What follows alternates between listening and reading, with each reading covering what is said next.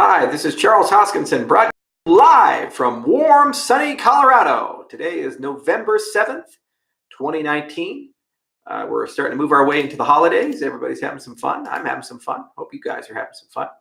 Let me make sure my microphone is right. And we say microphone. It is Logitech Brio. The Rode. There we go. Okay. Hope everybody can hear me. Hope everybody can see me. Okay, real briefly. Testing. Okay, good. All right, new microphone. Let's hope the audio quality is a little bit better for you guys. We'll find out. Anyway, I just wanted to give a brief update about where are we at with Shelly, where are we at with incentivized testnet. We have a little bit more clarity on velocity. So we said tentatively around the 12th, we're going to do the snapshot. After a lot of discussions, it looks like we can do the snapshot on the 12th. And then there's going to be about a 48-hour burn-in while we spool up the new incentivized testnet. So the installers for Daedalus are probably going to be available around November 14th. So next week, we're going to launch a bunch of videos and other content. The videos will show you how to use the new testnet Daedalus. They'll show you basically how to do redemption. So basically entering your keywords and rotating credentials to the new Shelly addresses and all the other things that are relevant for participation. In terms of verification path, there are kind of like 4 different routes in the UTXO. Well, technically 5, but there are 4 that are relevant to us. So there's first legacy Daedalus addresses, the paper wallets, Yoroi addresses, and hardware associated addresses like the Trezor Ledger guys. Okay, and they all differ by keywords, ranging from 12 to 24. What we will be launching on our side come the 14th is going to be the ability to take keywords from either a paper wallet or from a regular everyday Daedalus address, those 12 keywords there and so forth, enter them into Daedalus, and you should be able to restore that and verify that you have access to your keywords. Okay. The Yoroi guys are working real hard to trying to build some form of verification system where in the Yoroi app or some sort of testnet app, they'll make some announcement about this. You'll be able to take keywords associated with your Yoroi wallet, a ledger or Trezor, and enter those in, and it'll verify that you have access to that. It's in the UTXO. So that should give us total coverage of those 4. The 5th one, of course, are addresses controlled by funds on exchanges. And it's the exchange's decision whether to participate or not. We are in conversations with them. And of course, it's up to the exchanges to make announcements about what they're going to do with the incentivized testnet come launching later. So just real briefly to recap, the 12th, we're going to probably do the snapshot, and we'll make a formal official super duper announcement about that likely on Monday. But it's looking pretty good. The data is pretty good. QA is looking solid. We have one more release on Jormungandr that we're trying to get out this week. That's 0.7 RC5. 0.7 RC4 is looking very promising, and it's already integrated with the wallet backend. Come the 14th, we should have installers ready to go, which will contain the new version of Daedalus, the new wallet backend, and Jormungandr 0.7 RC5. Of course, we'll be able to then use that to see who's participating. We're going to track some metrics. If you look at the Genesis block, we can track 3 metrics from that. One, we can track the total amount of transactions that have occurred from Genesis block to a new address. Each time that occurs, that's a many-to-one transaction. That's an indication of a unique restoration event. So basically, somebody's restored their wallet. The second we can track is the total percentage of things in the UTXO that have been rotated over from live addresses in the UTXO. And the third thing we can track is the total amount of ADA that's been rotated. So these are 3 things that we're super, super excited to take a look at and basically get a sense of whether they work or not. And it's going to be a lot of fun to, basically see what those numbers come out to be. Now, as I said, we're going to run this incentivized testnet snapshot, this kind of trial run for probably about a week, 2 weeks, somewhere in that time frame. This will give us a lot of data, and then we'll kind of get a sense of who's having issues. We suspect we're going to get a tsunami wave if we launch on the 14th. On the 15th, of people saying, I forgot my keywords, what do I do? Or I entered them, they're not working. the Zendesk is going to be pretty busy that day. And, this is why we're doing it, is kind of wake people up and say, hey, you need control of your money and you need to make sure you actually wrote these credentials down. So it's a great thing for our users. It's going to be a lot of fun to actually deploy this. This is the first time we've ever deployed the new Daedalus with the new wallet backend with Jormungandr together. So that's going to be really cool to actually bring out and have our friends play around with. And there's now over 3,000 people now in the task force channel. So it's going to be cool to get some data from them as well about their experiences with it. Then after we run it for a little while, then we'll go ahead and do the for reals snapshot. And basically the experience will be the same. We'll just release a new version, a new installer on our website. You download that, it'll install over the old one. And then basically you just repeat the process. You take the keywords that you should have, or your new credentials that you rotated because you lost your old keywords. And then you just go ahead and enter it into the wallet, and then boom, you're ready to go. And the difference here is it's for reals, meaning you can actually delegate that ADA to stake pools, register your own stake pools. We'll have an Explorer, a really nice, beautiful, updated block Explorer ready for the 14th. We'll have an improved version of that Explorer ready for the 26th. You guys are really going to like this. We're also likely going to have on the 26th a dashboard for stake pools available. We have the business technical requirements. We're right now writing kind of a nice GUI for that. And we're going to try to improve the documentation to try to make it as easy as possible for people to do turnkey deployments of stake pools as well. So there are also other questions like, well, what is the percentage return on staking, blah, blah, blah. We'll make that announcement before, of course, we do the for real snapshot. So that'll be sometime this month, likely a little bit towards the middle of the month, once we merge in the final incentives code. So things are moving along quite well. Pretty happy about our development velocity and progress, and pretty happy about the code. Moving beyond that launch, then there's going to be a bit of a scale up on the Rust team. And then they're going to start a productization surge where they say there's a kind of a delta between what's launching towards the end of this month and what we'd like to bring to mainnet. We need to kind of bridge that delta. So we have a specific group of people that are providing a product backlog for that and detailed functional, non-functional requirements for that backlog. And we're working our way through that. Second, we're also going through an external security audit. We're working with a vendor called Route 9B. They're quite good, and they're doing an exhaustive audit of, I think, 14 repositories in our GitHub. So they're going to provide that audit, and hopefully we should have that audit available for public release sometime in January to February. But they're covering everything from Daedalus to the backend to the cryptographic assets to the Jormungandr node and so forth. So it's very nice to see them working diligently and hard, and they're a good partner for us to work with. And as soon as we have that available, we'll send it your way. So things are moving along. We're real excited about the speed and progress, and we're just really happy to be in this kind of groove and this flow.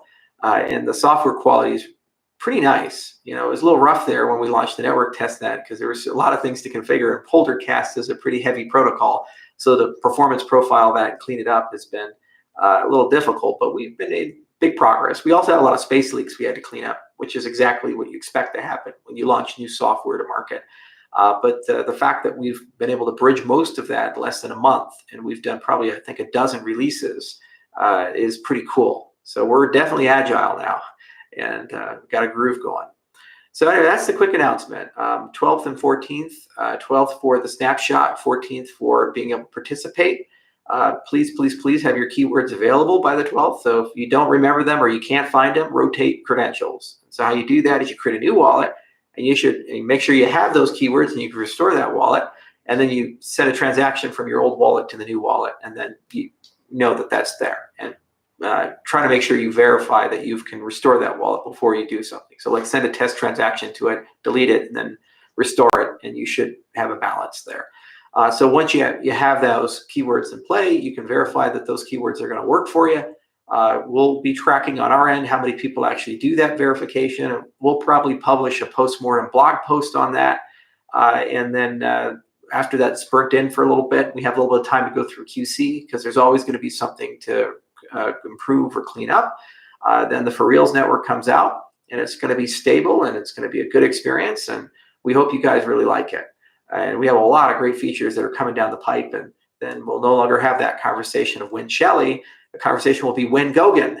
And I get to have a lot more fun because Gogan is kind of like building the Xbox. In addition to building the Xbox, you have to have launch partners who build cool games for it. So similarly, when you have a smart contract platform, you kind of want smart contracts to be deployed on your system. So we're having great commercial conversations with some channel partners. We're covering verticals from supply chain to authentication and so forth. And we're real excited when we get closer to Gogan to be able to make an announcement of some launch partners that will be launching in tandem with the Gogan release. And they're kind of building right now silently. So that's going to be a lot of fun as we get closer to that. So thank you guys all for listening. And as I said, it is a quick AMA. I won't be on too long. However, I will answer one or two questions because it's technically an AMA. So let's see what you guys have given me. And yes, the Litecoin Summit was quite a bit of fun. I really did enjoy it.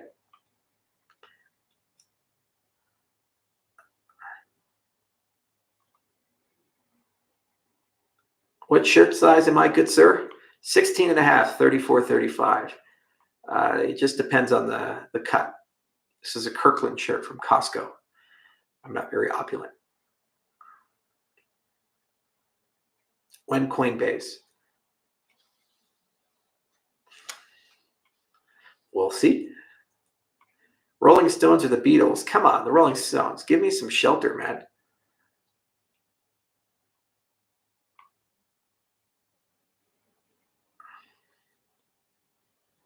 Love from South Africa, Johannesburg. Wonderful place. Love the townships out there. It's just so much fun to hang out. 14th is your court date. Best of luck. Yoroi Mobile, that's an interesting question. I don't suspect Yoroi Mobile will be available immediately for the launch of the incentivized testnet. However, there is an intention at some point to make that happen. It's just a team consideration there. Avoid Cardano Gold. Yeah, nothing. Anytime somebody has to put gold next to the name of cryptocurrency, avoid it.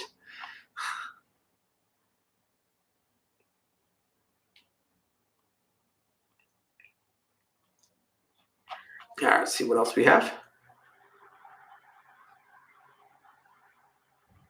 Why are not all the Omnis Reebok? They're not Reebok. That's New Balance on the Cardano blockchain. So there was actually a Reddit post about this. So they did multiple production runs, and the early runs didn't actually have the authentication product connected to it. The ones that were launched in Los Angeles and some of the top lines do. So it's really interesting. You'll be able to see on StockX the price difference between the top tier and the authenticated and the non-authenticated version of it. And it seems there's a consumer preference for the blockchain side. Oftentimes with pilots, you don't get complete product coverage. What you do is you get a cohort. So they say, we're going to do 5,000 for the regular product, and 500 of them will do this variation. And then we'll see if there's a delta between sales volume and aftermarket pricing and so forth. And if those are positive, then the vendor will roll it out across the entire product line because, well, they make more money that way. So not all the Omnis carry the TrueChain card, but I do believe the ones being purchased today will. So it just depends on whether you buy it aftermarket or not. Like, for example, if you buy one of the older shoes that were pre-released, they won't have that card. And that's very typical for these rollout solutions. Will SHA-3 interoperate with Cardano? I don't even know what that means. FPOS successful? Sure, in 2021.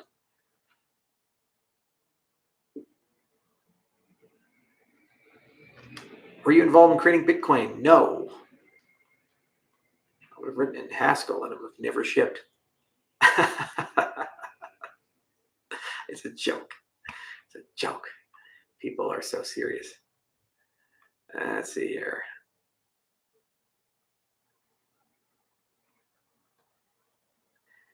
Will staking ever be as easy as sending ADA to your Daedalus wallet? Yes.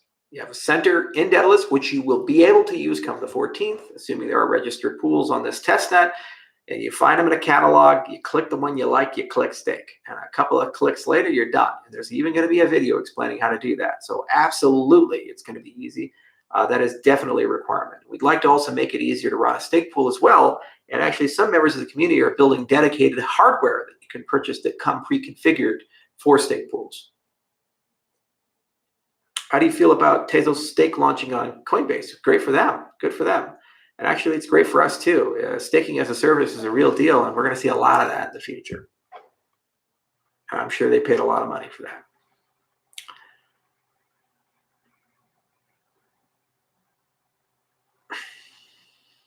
Mm-hmm.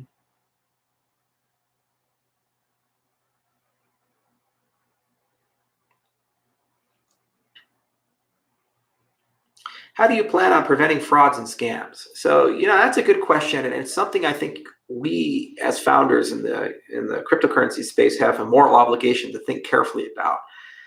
It's not good enough to just launch something and say, buyer beware, good luck, have fun. I have no responsibility. I have a moral obligation where and when possible to create a culture within my community that inoculates people from scams. And you do that through a three-layer process. One, you start from first principles thinking and you say, okay, everything that's science-based needs to have some sort of third party in vetting behind it. So we say, here's this protocol. You should have a skepticism of claims until those claims are independently verified by third parties who have no financial incentive one way or the other and who are qualified to actually have an opinion in the matter. Okay, so there's this concept of try before you buy, third party vetting, oversight, and so forth. So any good project should have that. That's why we like Algorand so much and others, because they have it in abundance as we do. We've written more than 40, 50 papers, 53, I think, at the moment, and more coming. So that's kind of step one. Step two, you need strong community leadership. So this is why we have the Cardano effect and the ambassador programs and so forth, because they're kind of professional annotators. If something's happening in our ecosystem, that group of people will be the commentary on it, and at least you can kind of see what's going on and hear both sides and get a sense of who's doing what where. And three, you should develop a skepticism of urgency. There are very few times in life where investments are so critical that you absolutely have to make them now, or some opportunity has to be tomorrow or never.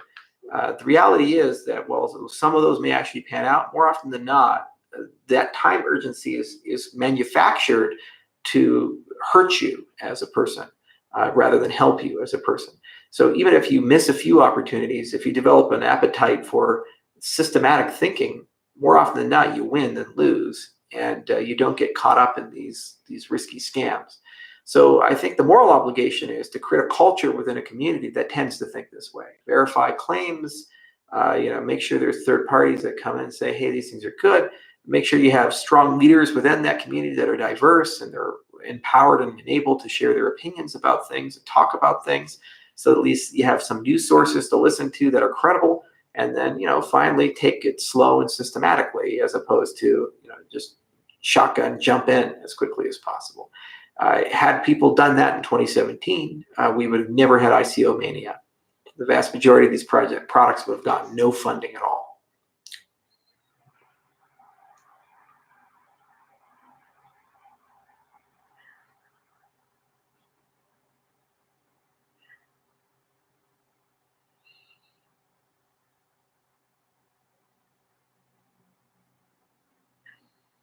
Yeah, 53 is a lot of papers. And they went to good conferences too, not tier three shit conferences. I mean, crypto and CCS and Eurocrypt, these are the things you submit papers to get tenure at universities. So that's simple. That's how computer science works, especially in cryptography. Big deal. Journal publications by far are not what make you in the computer science world. It's conference submissions. And there is a hierarchy, and when they have a 10 to 15% acceptance rate amongst domain specialists, then you're doing something right if you consistently get into these conferences.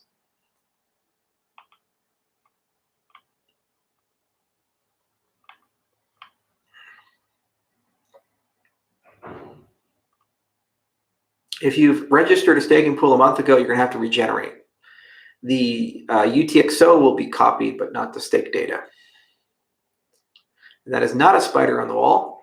That is a scorpion. I'm a Scorpio. I was born November 5th.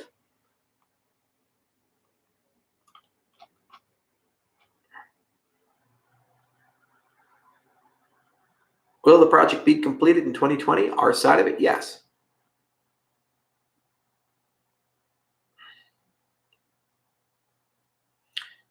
Oh, we got our first troll. No, Shelly made it in 2019. Ha ha ha. What a joke. You're a joke. People are special. You can say, I gave you A. They'll say, why not B? Won the presidency. Oh, who cares? It doesn't matter. No matter what you accomplish or do, there's always some asshole that says you could have been more. And then you always ask, well, what have you done with your life? Where's your company? My life is very good. I got horses, 5 cars. Life is good for me. Not for you.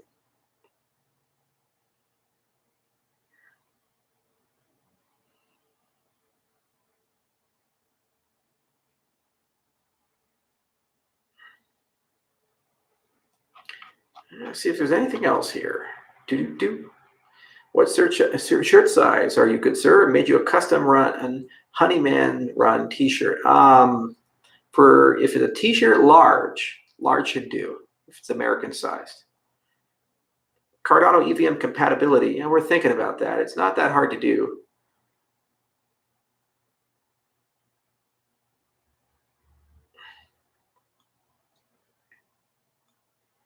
Can Cardano be forked? Yes. That's the point.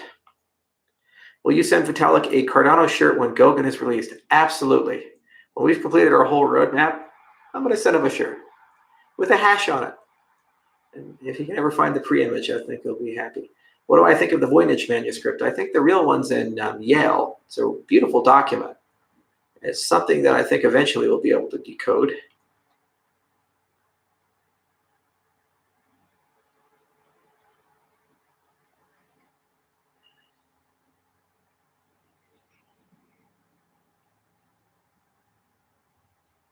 Already got one.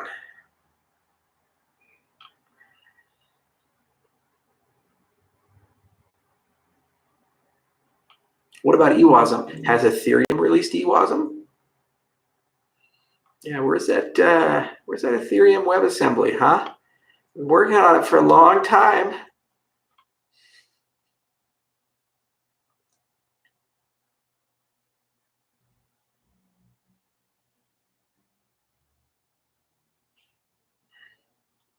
We did get some office plants, and they were kind of messy. So we've been looking around. I said, just get some rubber plants or something. They're kind of easy to take care of. I like cactuses.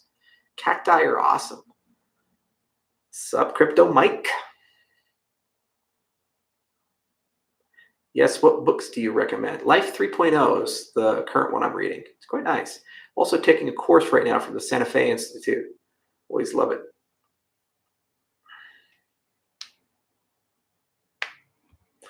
Coinbase CEO says Cardano is scam and will not be listed on Coinbase. I'm glad that's breaking news from you. Next time I talk to him, I'll mention your name. We'll have dinner together and figure out why he thinks that. You people are funny.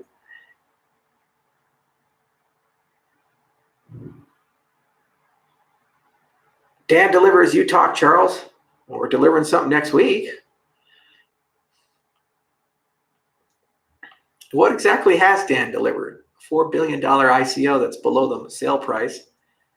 That kind of works. What have they really changed? What have they really built? And where's Steam at? And where's BitShares at? Huh. Where's Ethereum at? Where's Cardano at? Always more. My track record's a bit better when you actually look at the raw numbers.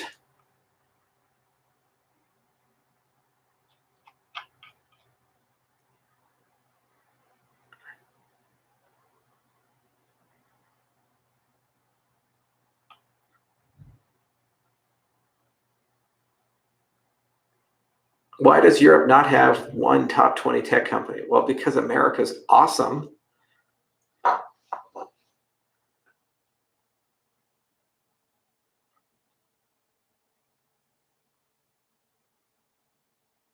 Okay. What else we got going on here? Take a few more.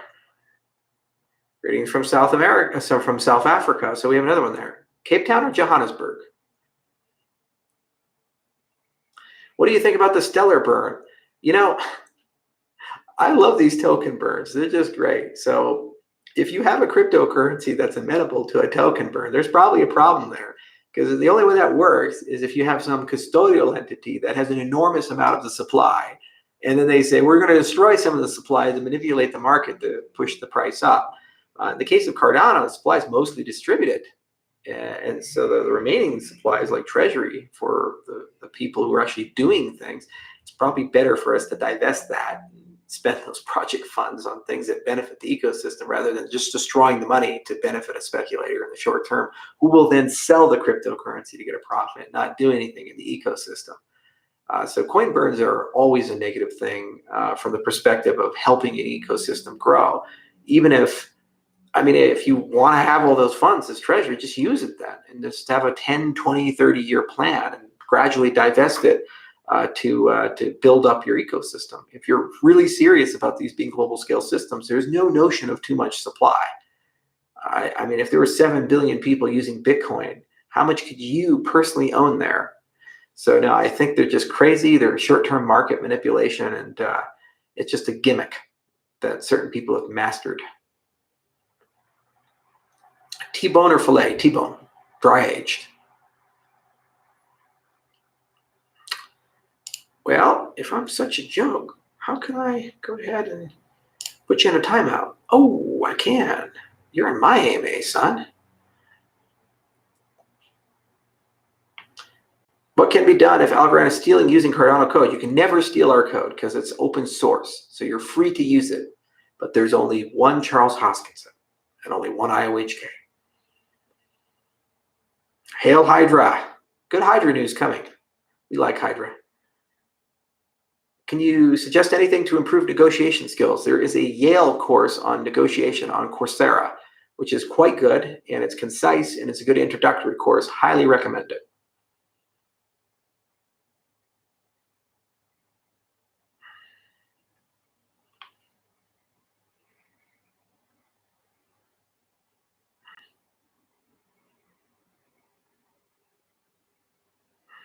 That's another one to go ahead and put into a timeout.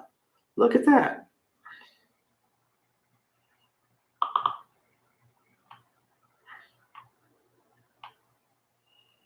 Mm-hmm.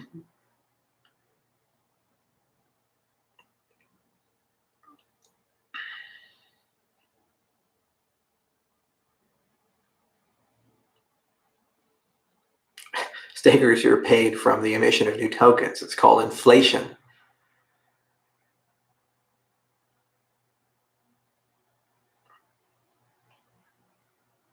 Come on, guys. Give me one or two good questions. Looking for it. Yeah, same old crap, huh? Shipping software. Same old crap, too. You're watching me. I'm not watching you. Okay. Well, anyway, so nothing good here, just kind of noise. So I'll cut it. And let me just recap. So the announcement was that we're doing snapshot on the 12th. Looks like the installers will be shipped on the 14th, Windows, Mac, Linux. Windows, 95%, the other two, 100%. But we're very confident we'll get all three of those out. You'll be able to restore both paper wallets, and you'll be able to restore your legacy Daedalus wallet. You're rolling right around the same time. We'll have a verification option where you can enter your keywords in there to verify that they're actually in the UTXO, and you would have access to them, et cetera, et cetera.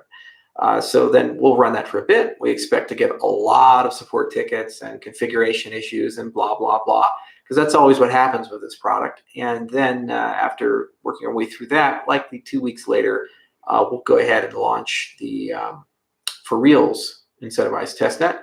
And at that point, happy staking. And it's going to be really fun to track everything, see the amount of decentralization we've achieved, and see the evolution and growth of that network. So a lot of assets are coming, videos are coming, blog posts are coming, obviously more AMAs. There'll be probably a few Cardano Effect episodes that come down the pipe that are dedicated just to this very topic. So this is going to be a very vocal month, and it's a major month for us because certain software, like for example, the incentivized testnet, which is frankly the Shelly version of Daedalus, and the new wallet backend are now shipping. And that's the first time that's actually been touched by people outside our organization and partner organizations. And Jeremy Gander's growth has just been phenomenal. So we're real proud of it, and it's a good month. And so thank you guys so much for participating. And until next time, I will see you later. Cheers.